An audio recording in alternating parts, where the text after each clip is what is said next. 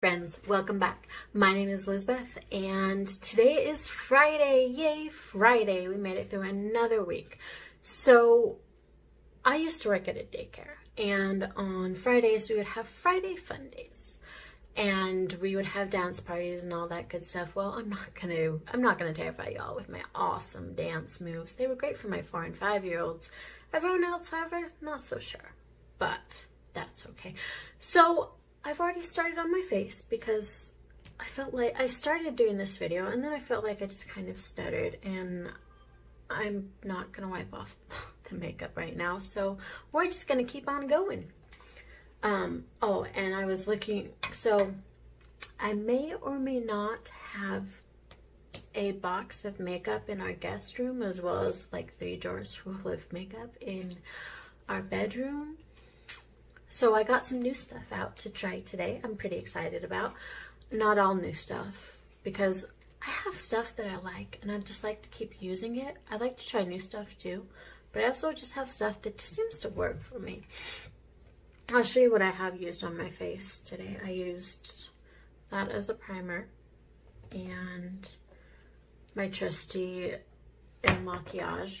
I'm using this Almay clear skin. I don't know if it's gonna do anything, but I thought I'd try. And I also used Physicians Formula powder. So I am going to talk today about someone I think is pretty cool, and her name was Elizabeth Cochran Seaman. And she was born May 5th, 1864.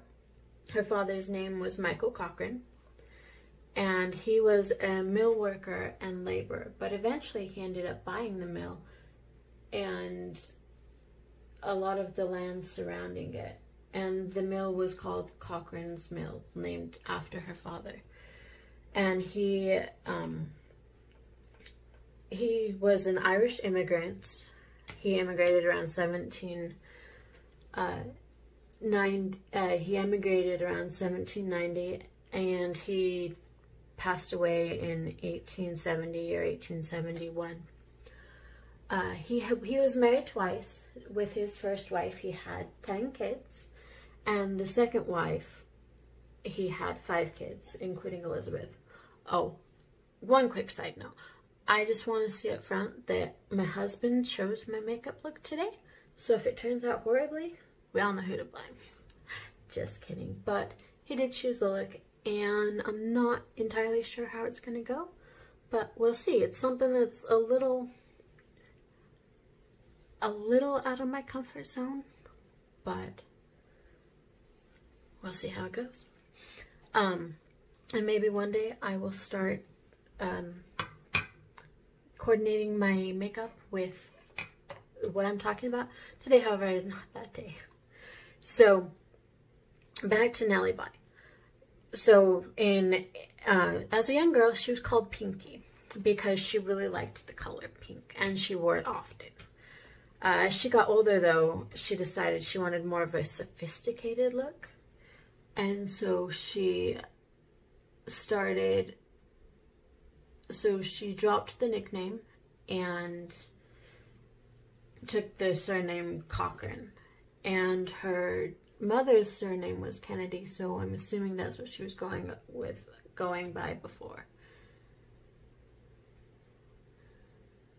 But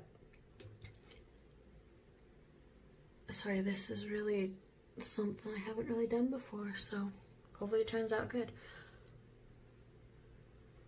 But and then in 1879 she enrolled at Indiana Normal School, which is also known today as the Indiana University of Pennsylvania. She was there for 1 term and then had to drop out due to lack of funds. And so her mom moved the family to Pennsylvania. Hold on and in Pittsburgh.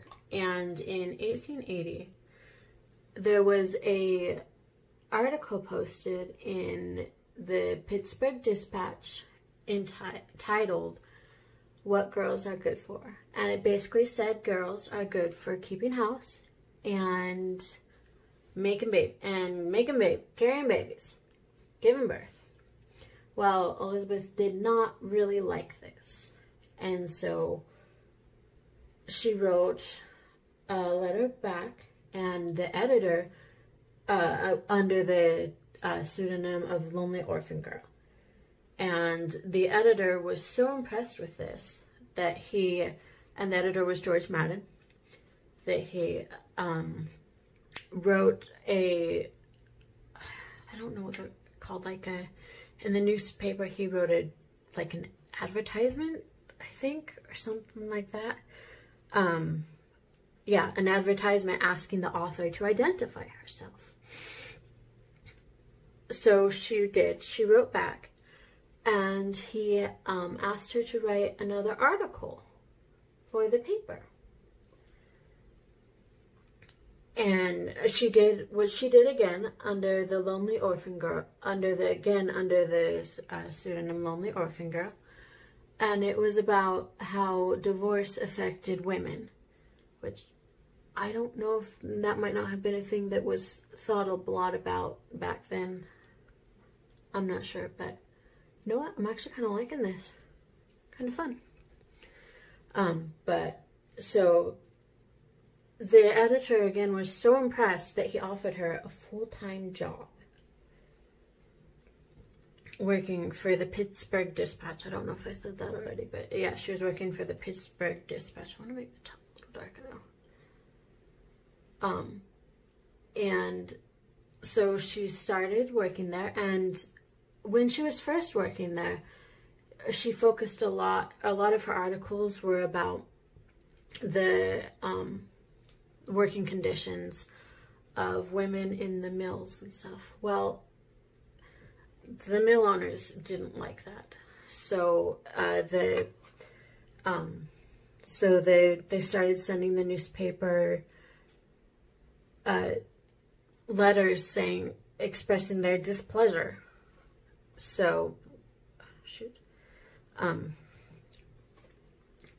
so she was reassigned, and she focused on my camera does that anyway. So they had her focusing on women's, what is the word I'm looking for? On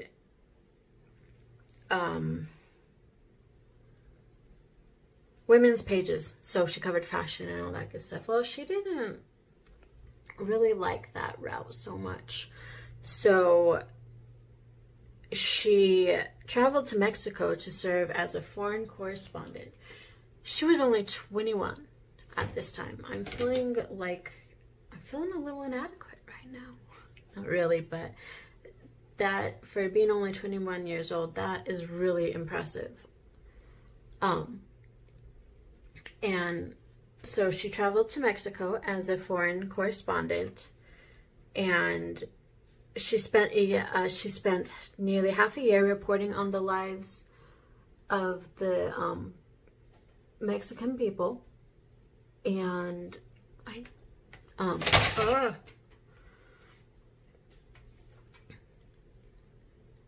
sorry, concentrating for just a sec.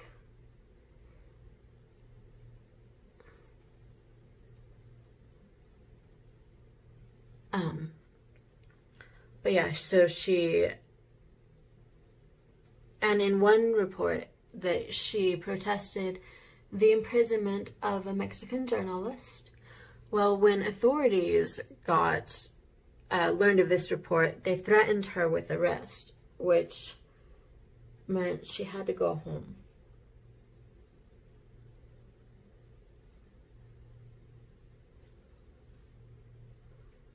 And or she had to flee the country. And she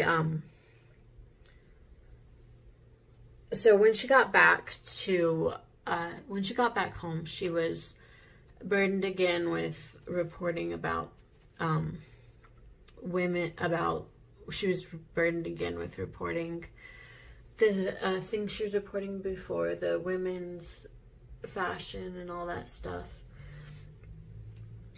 So you know what, guys? I'm going to finish this eye off camera because I'm having a hard time concentrating and talking. I'll be right back. And I'm back. Look at that. That's actually kind of fun. I would do look like this again. This is what I use. I use the BH Cosmetics and these two from Fab Pore.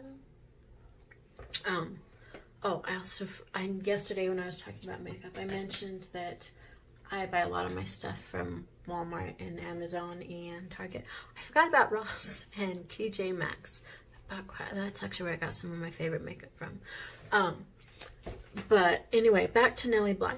So after Mexico, she went back to the Pittsburgh Dispatch, and where she was back to reporting on women's fashion and stuff. Well, she really did not like that life. So she left to go to New York, and after 4 months of basically being penniless, she talked her way into Joseph Pulitzer's The New York World, I believe. Yeah, New York World, and where she took an undercover assignment to see how bad things were in the Blackwell Island, in the women's lunatic asylum. Let's see if we can get through the rest of this without any interruptions. Anyway, so she was working at the New York World, and she took an undercover assignment to see how bad things were at the women's lunatic asylum on Blackwell Island.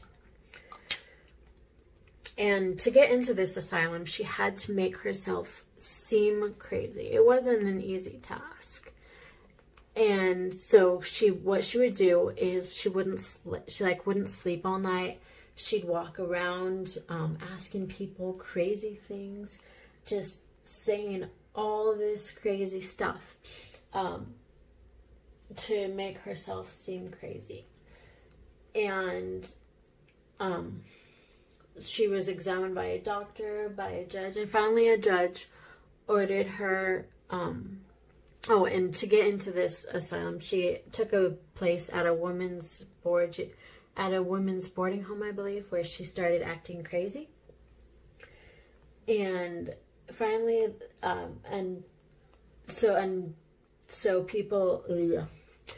so she was acting crazy.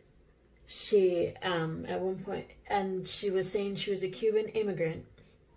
And finally, the judge, and just asking people all these crazy things, not sleeping, so she had dark circles under her eyes.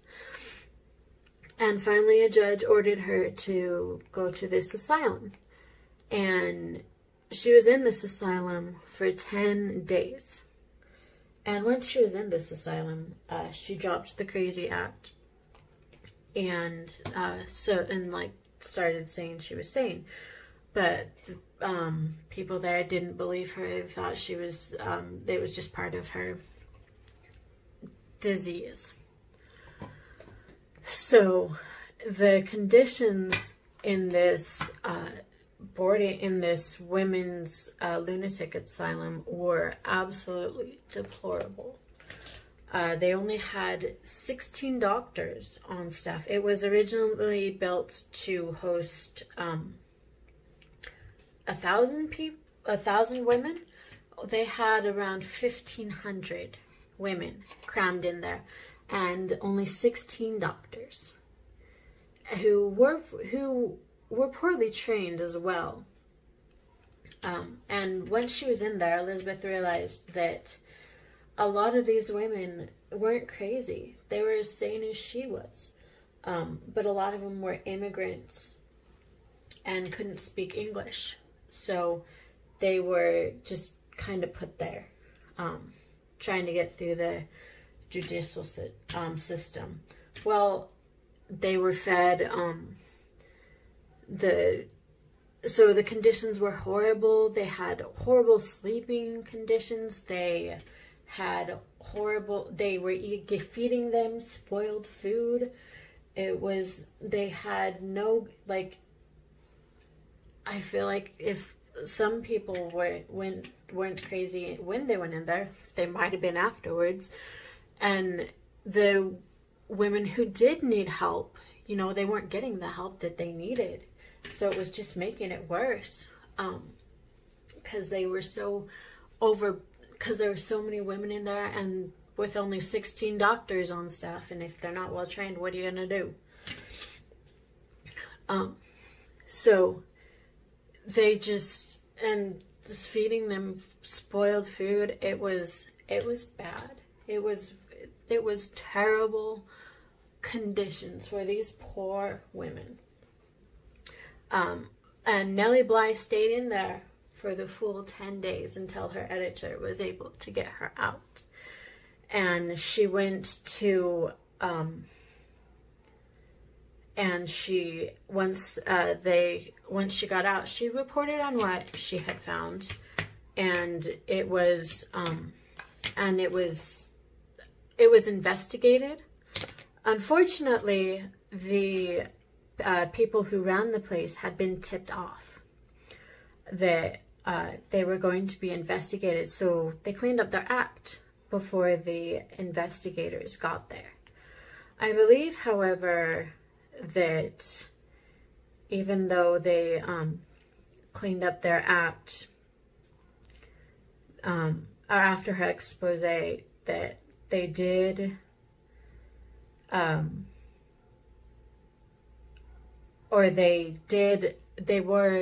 they did have to incorporate the changes that they had made, which led to better, that's the bronzer palette I just used, which led to better, I'll show you. There we go.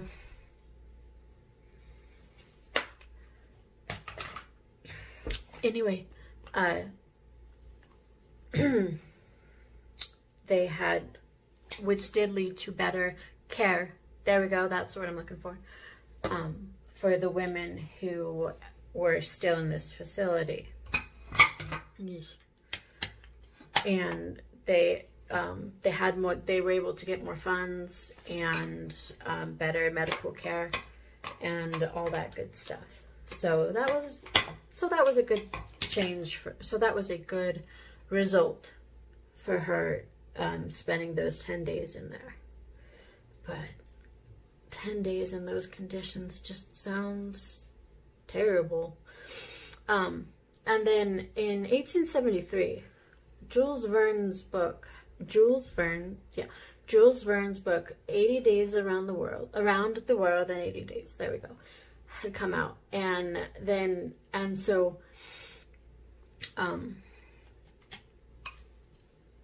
Nellie's editor suggested she tried to see if she could go around the world in 80 days or less, I believe. And so she left from New Jersey in 1889. She first traveled by ship, and then by, hold on, let's see, I gotta read this. She traveled by ship and horse, rickshaw, sampan, I'm not sure what that is, a burro, and other vehicles. Well, you know how Jules Verne wrote about 80 days? She completed it in 72 days, 6 hours, 11 minutes, and 14 seconds, setting a real world record, which I think is pretty cool. I actually Googled how long it would take to fly around the world these days, and it really depends on what kind of plane you would be using and how often you had to stop for fuel and all that stuff. But I believe it was like 35, 64 hours, something like that. So a lot less than Oh, okay, never mind. Then it took her back then. Isn't modern technology an amazing thing? But so she traveled around the world in 72 days, and she came back, and she had international stardom. And in 1895, she married a billionaire industrialist, Robert Seaman, who was 40 years her senior. And so she became legally known as Elizabeth Cochrane Seaman. And after she married him, she retired from journalism. And apparently they had a good marriage and a happy marriage. After her husband passed away in 1904. Oh, and her husband was an industrialist. He owned ironclad manufacturing. And so after he passed away, she took the helm of it, and she began manufacturing the first practical 55-gallon steel oil drum. And this was a fun blush palette. Oof, there we go.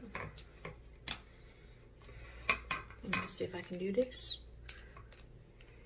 Not really. Sorry about the mirror. There we go. All right, what's next? And then while she was in charge of the company, she started putting her social reforms in effect, and that's what I'm looking for. And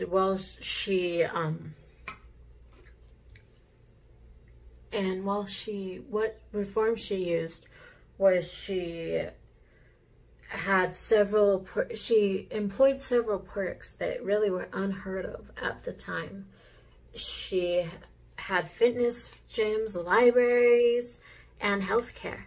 And again, those were not things that had really been of importance or heard of at that point in time. So that was really cool for her workers and others. But unfortunately, the cost of those things, like everything, they cost money, and they began to drain her inheritance. Because when her husband passed away, he did leave her with a substantial sum of money. And sorry, give me just a sec. Almost done. Voila. And as she was faced with these dwindling finances, she went back to the newspaper scene, or went back to journalism, and reported on, she began working for the New York Evening Journal and reporting in 1920. And she was reporting on numerous events, including the growing women's suffrage movements. Seconds.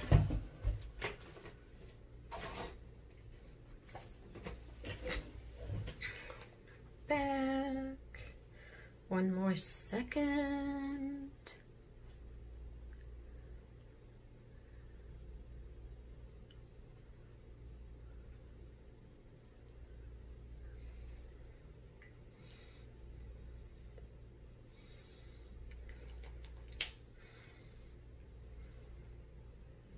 It's a lip primer. Oh, and for the brows I used, not that.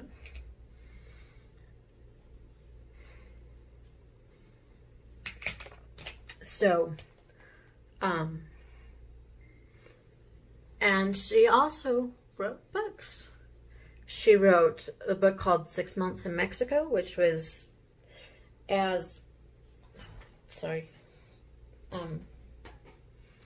which as the name basically says, it was detailing her time in Mexico.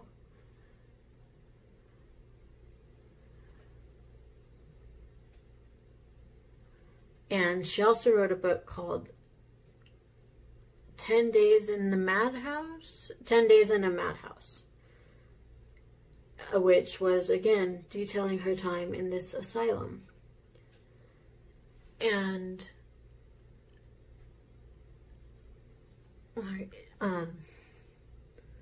as well as Around the World in 72 Days, which, yep, you guessed it, was detailing her journey around the world in 72 days. Speaking of Around the World in 72 Days, apparently she bought a monkey in India, which I thought was kind of cool.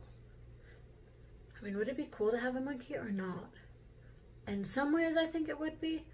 In other ways, they're probably a lot of work, and I feel like monkeys aren't really meant to be domestic pets, because they're wild animals, but I don't know, teach their own.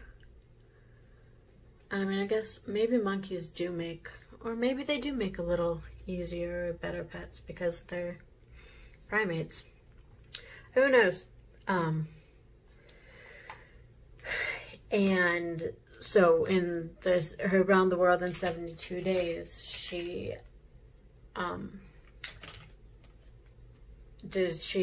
is describing her accomplishments as she went around the world in 72 days. Okay, mascara. And apparently in 2019, Lifetime, I just found this out, but they released a movie about her life. It was a thriller based on her undercover reporting in the women's mental ward. Sadly, sadly, Nellie Bly died on January, just 2 years after reviving her literary career. She died on January 27th, 1922 from pneumonia in New York City. But I thought that what an amazing woman that she did so much with her life and impacted the journalism. There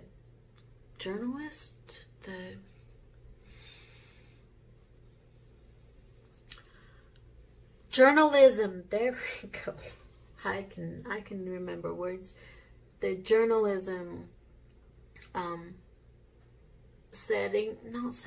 the journalism career field, there we go, in our days. She showed that women can do awesome things too. Making babies and keeping house is not all we're good for. We can do other things too. And I'm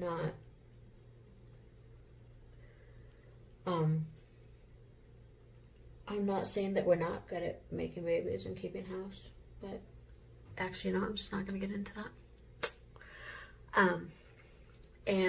But yeah, did I say she was 57 years old when she died of pneumonia? But she did a lot of really, really cool things. And she started out when she was so young too. She definitely made an impact. And I started looking her up I started looking up people who had, little known people who had made an impact on the world. Because we know a lot of the major characters who've made an impact on the world because, well, they're well known and they made a splash. But I feel like there's so many other people who are more behind the scenes, I guess, who,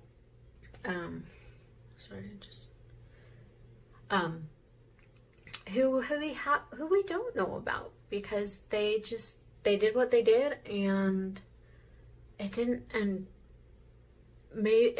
yeah, it might, and it made a difference, but they kept fairly in the background. And I feel like she was one of them, because I'd never heard of her before then. And then again, I'm not in the journalism society, or the journalism scene. There we go. So other people probably know a lot more about her than I do, but I still thought she was cool. All right, I'm gonna go do my lips, and I'll be right back. And we're done. I don't remember if I showed you, but this is a mascara I used today. And there we go. And I tried to feather my lips a little as well. I don't know how well that worked, but I used